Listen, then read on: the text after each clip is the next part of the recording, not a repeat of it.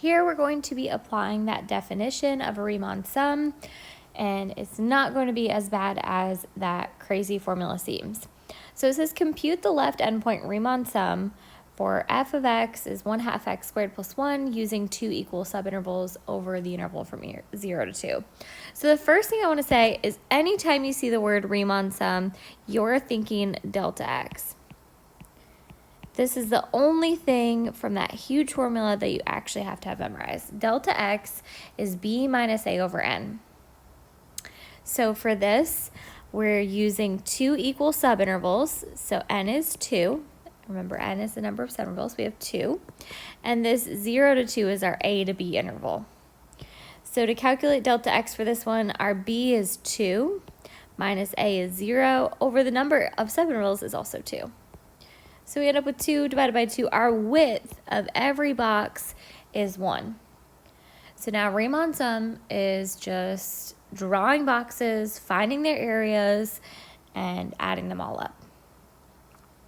So to figure out how to draw the boxes, we want to keep in mind that this is a left endpoint Riemann sum. So I'm going to draw boxes that have a width of 1, and I'm going to choose the height that's on the left side because it's the left endpoint Riemann sum. If it was a right endpoint Riemann sum, I'd use the right side height. So I'm going from 0 to 2 on the interval. So I'm going to start at x is 0 and draw something with a width of 1. So it would be from 0 to 1. So there's the start of my box, and I want to choose the left-handed height. So I'm going to use the height on the left side of the box and draw it in there. Now I need to find the area of this box. It's going to be width times height. So the width is 1 and the height is 1, so 1 times 1 is 1.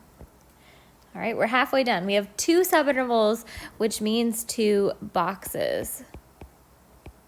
So we need to draw one more box.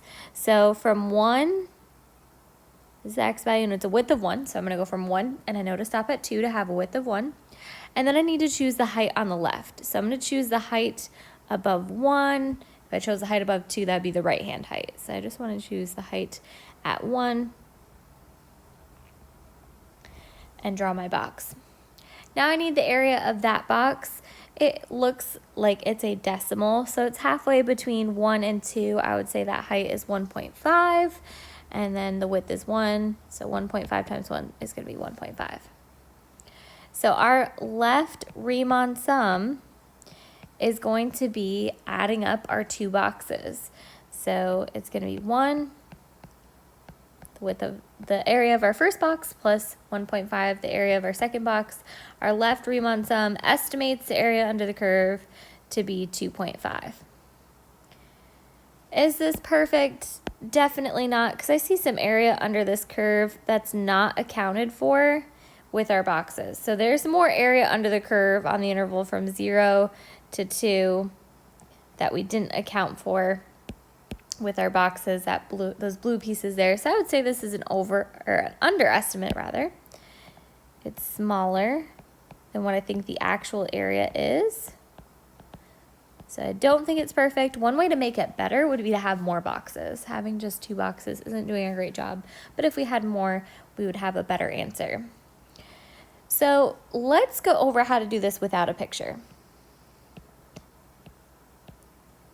If we had to do this without a graph, how would we do it?